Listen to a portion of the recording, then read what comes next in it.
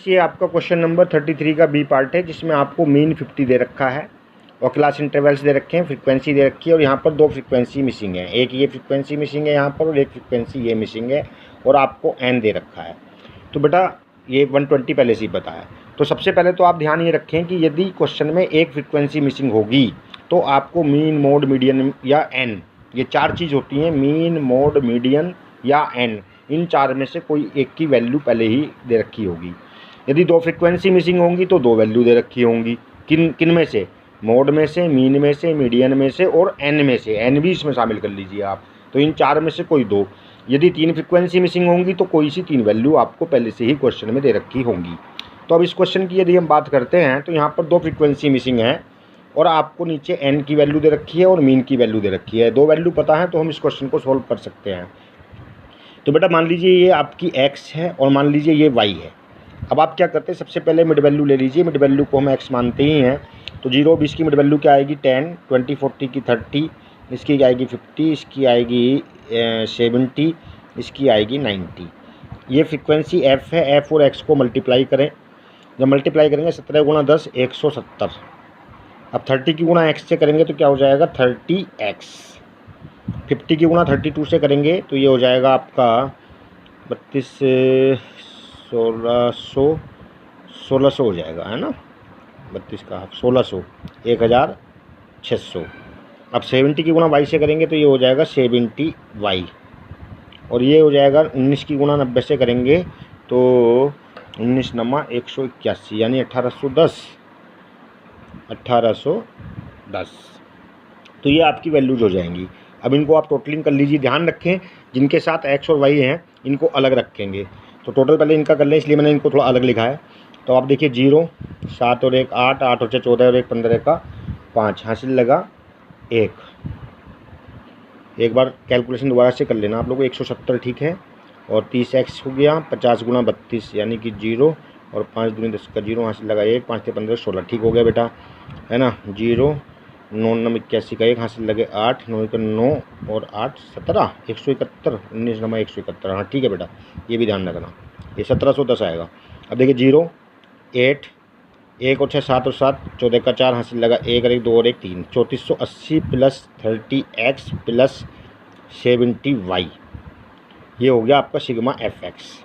अब आपके मीन निकालने का जो आंसर होता है वो क्या होता है? X bar is equal to sigma f x upon n. X bar आपको पहले से ही पता है 50 is equal to sigma f x है 3480 plus 30x plus 70y upon N है 50। क्रॉस मल्टीप्लाई करेंगे तो ये एन 50 नहीं है, सॉरी, एन है 120।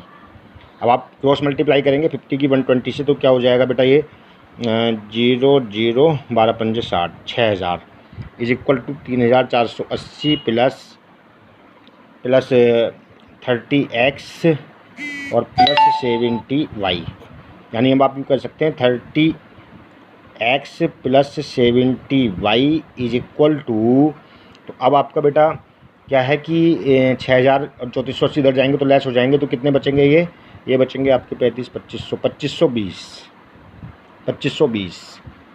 तो ये एक तरह से चाहे तो आप इक्वेशन बना के इसको कर लें, नहीं तो आप यूँ भी कह सकते हैं कि भाई यहाँ पर अब आप देखें अकॉर्डिंग टू क्वेश्चन आपको पता है कि भैया 120 is equal to 17 plus X, ये मैं यहाँ से ले रहा हूँ, प्लस 32 प्लस वाई और प्लस 19।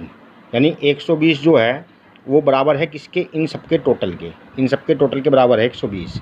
तो आप इस चीज़ को यूँ भी तो कह सकते हैं कि भाई x plus Y is equal to, तो अब बेटा देखिए 17 और 32 और 19, तो ये हो गया आपका 17 और 32 49 और 9 हो गया 58 68। तो 120 माइनस 68 यानी कि ये आपके बचेंगे 52। x प्लस वाई ये कितने बचेंगे आपके? 52। तो बेटा इसको आप लिख लीजिएगा x plus Y is equal to 52। तो y बराबर क्या हो जाएगा? 52 माइनस एक्स। तो एक ये हो सकता है। तो अब आपके पास ये हमने पहले ही निकाल दी थी वैल्यू कि 30x plus 70y is equal to 2520। और हमें पता है कि y की वैल्यू है 52 माइनस एक्स। तो after putting the value of y,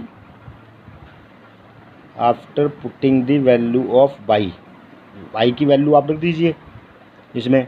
तो जब वैल्यू ऑफ y रखेंगे आप तो क्या हो जाएगा 30x प्लस 70। अब y की वैल्यू कितनी है 52 minus X, 52 minus X is equal to 2520। तो बेटा अब इसको क्लियर करें, 30x प्लस 70 की गुणा 52 से करें तो 0 तो एक ही हो गया, 7 दूनी 14 से लगा 1, 7 दूनी 35 और 1 36, 3640 माइनस, क्योंकि 70 की गुणा माइनस के एक्स करें माइनस का आएगा, माइनस 70x क्लियर है, और इज इक्वल टू 2520। अब आप इसको ध्यान से देखिएगा बेटा, देखिए ये माइनस के 70x है और माइनस ये प्लस के 30x है, तो ये बचेंगे माइनस के 40x इज इक्वल टू 2520, और ये माइनस में चले जाएंगे 3640।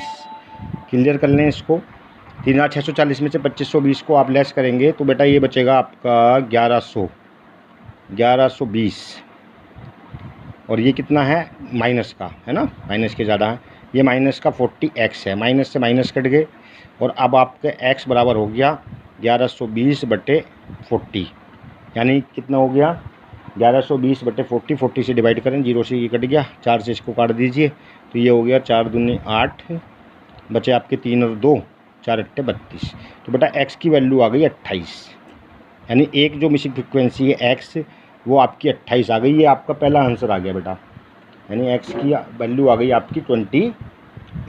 अब आपको चाहिए y की वैल्यू, तो मैंने यहाँ एक इक्वेशन जो ये फिट करी थी y is equal to 52 minus X, अब आप इसको भर लीजिए, y बराबर 52 माइनस एक्स, 52 माइनस एक्स कितने हैं 28, तो इसका मतलब y बराबर कितना हो गया 52 में से 28 गए, ये बचेंगे आपके 24।